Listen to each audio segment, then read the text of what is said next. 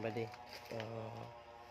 sa kaning tulong nga 125 makaingon ko pinaka okay click when it comes to handling and power.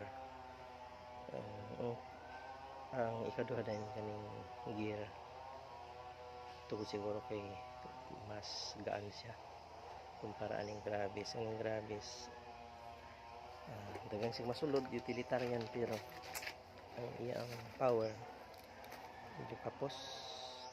Iya pag yung shock ani sa personal experience lang yung shock bati, unlike sa uban nga Gravis nga okay ang shock kaning kay lain nga shock o sige na lang sa kibudagan.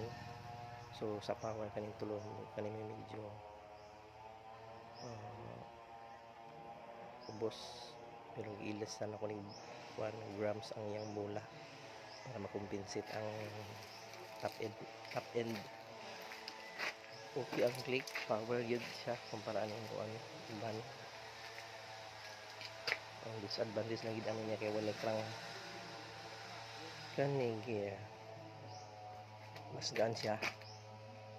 So kung tabatsoy ang naka-click, niwang ang gear ang may kalalagyan gid ang click. Din kani po na po isay crank na sikaran na. Karon akong gamiton ang kaning gear kay maglakaw man ako. Shoes good to go.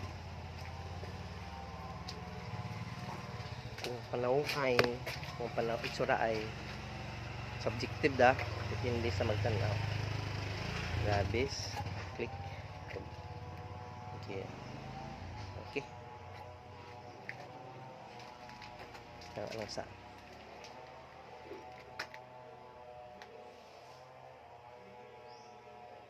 kung problemado imong battery, pwede na mag-crank.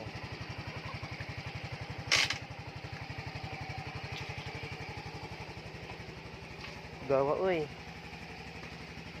lugi na mo kung gandagan go kay bay sa post ha, analog pa, analog. Try na ko hawid cellphone drive.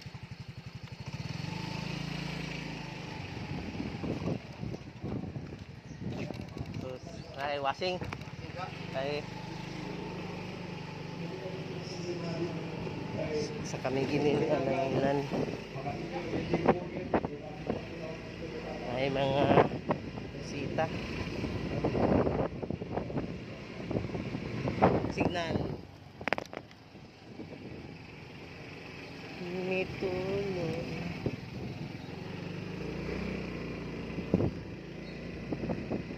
Okay.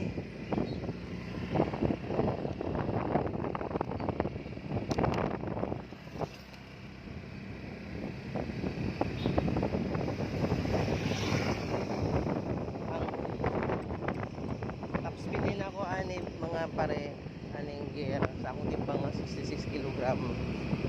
So 110 or mga 108 mga ani dapat ani ani. Pero ako top speed sa click kay 105 naman.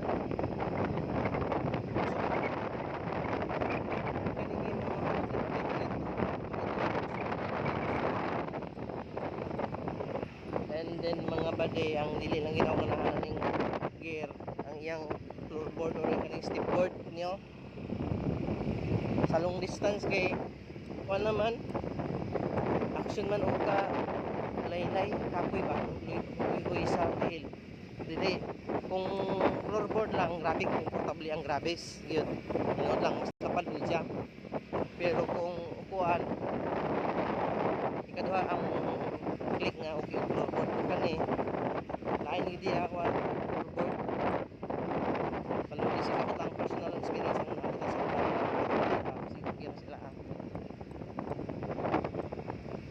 so mura na ako gusto sa gear power siya pinagay magaan ang mga rider yung handling okay po yung handling ay karon batik tungod sa likit ng bilis na. Pero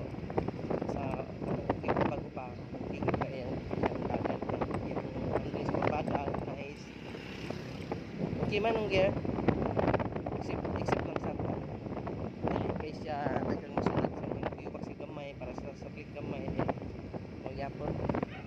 board. Yung namo. Oh, diri lang sa mga balde. Mo din ang